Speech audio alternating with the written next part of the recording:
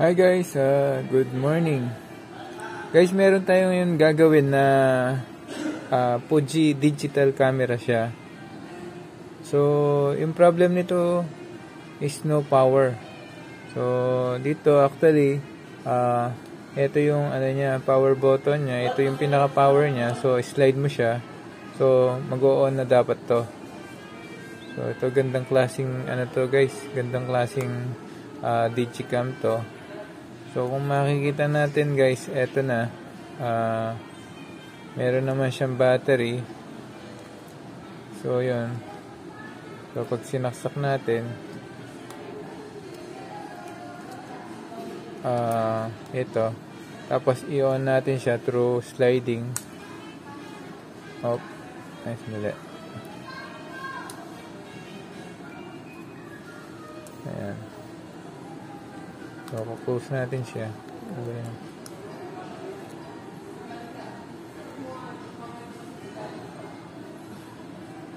Ayan. So, yan.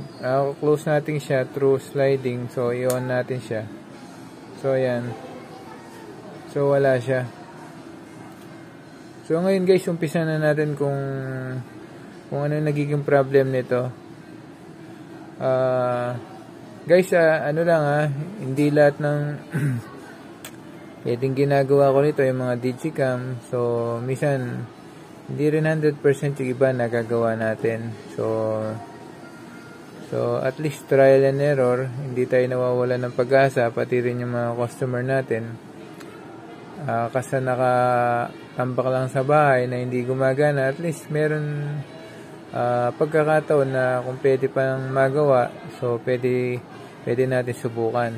So ito, umpisahan din natin. So meron na rin tayo, marami na rin tayo na digicam na nagawa na sa sobrang stock sa bahay, ayaw nang umandar. So isa sa mga digicam to na na-stock kasi nauso na yung mga cellphone. So ito, ngayon gagawin natin, umpisahan na natin siya. So, una, gagawin natin, tetest natin yung battery niya. Kung may power ba yung battery niya.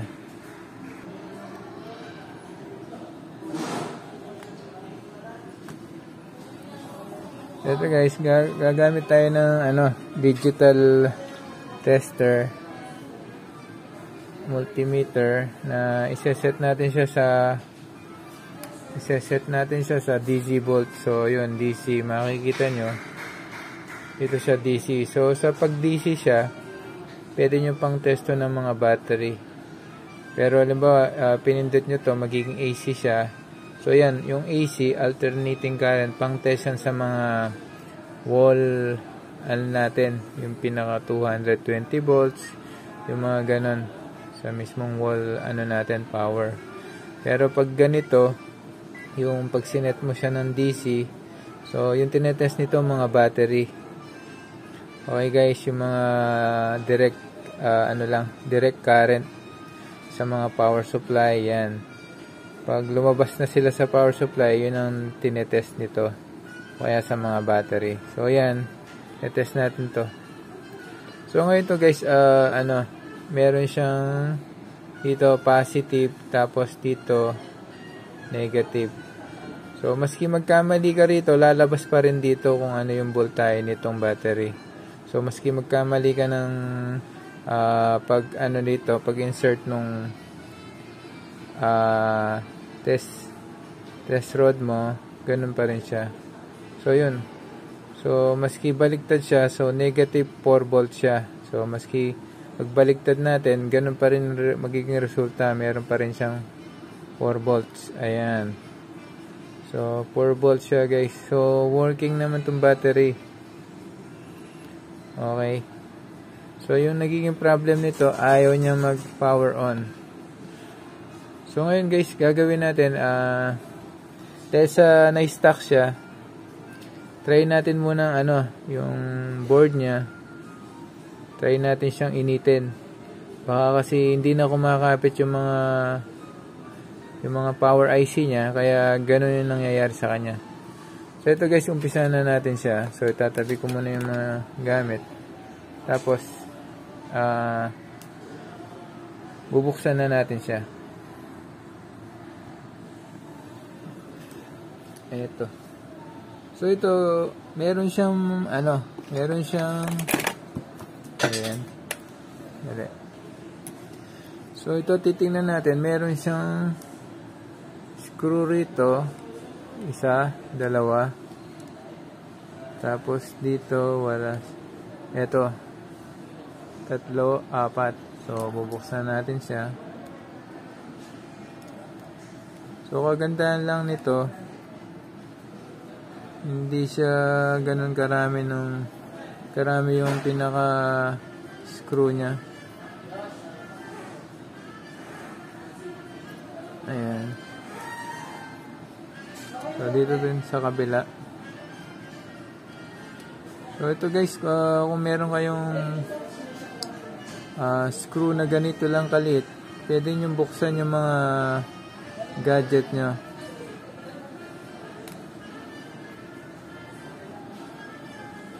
So ayan. So paano pa? So wala na. So ngayon gagawin natin, i-apply natin to. Gagamit tayo ng pang fry. Ayun, dahan-dahanin nyo lang. So guys, pasensya na, may dumating na tao. So ngayon proceed tayo. Ayun. So ito, natanggal na siya. So dito yung pinaka niya, ito yung pinaka LCD niya. So wala dito yung board niya. So try natin dito sa kabila. So guys, dahan-dahanin nyo lang pag yun. So medyo masikip siya. Ayan. Ayun. So ito pala yun. So kung makikita natin, ito yung sliding niya. Ayun, tinataas niya. So ito yung pinaka mechanical na pagtaas niya. Bakit siya nagpa-power on pag tinataas natin to? So ito guys, kung makikita nyo, meron siyang pinaka rito, switch. So pag tinaas mo, bababa tong switch na to. Ayun o. So para siyang switch. Yun dito. So kung medyo siya, blurred siya ng konti. Eto. Okay. Okay guys Eto guys, inayos ko ng konti. So ito, pag bumaba yung niya, so yung nangyayari dito, eto yung pinaka switch niya. So bumababa siya. Pag bumaba to, so magpa-power on siya. So okay. So ngayon guys, ito yung mga flex niya. So yung nagiging problem dito, di ba, ayaw niya mag-power on. So naman, functional naman to. So check natin. Check natin siya. So yung basic na gagawin natin guys, muna, hit natin to. Iinitin natin yung lahat na to. Kasi sa katagalan, minsan hindi na sila ganong kumakapit sa board yung mga IC na to. So yun ang basic na gagawin muna natin. Okay. So kuha tayo. Guys, ito pala, kung meron kayong hair dry na maliit lang, pwede nyong gamitin to. Pwede nyong gamitin na pang hit ng Ngayon, kukuha kayo ng, papatong nyo siya. So papatong natin siya. Tapos gagamit tayo ng hot air.